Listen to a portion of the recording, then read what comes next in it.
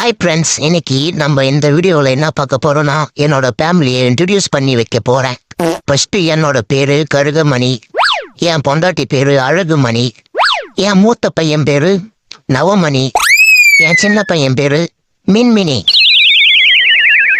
அது நம்ம மின்மினி, அவன் சின்ன பையன் இல்ல, அதுக்கு தான் அவனுக்கு மின்மினின்னு பேரு வச்சிருக்கோம். அப்போ வாழ்ந்துட்டானா பங்குனின்னு பேரு வைப்பேன்.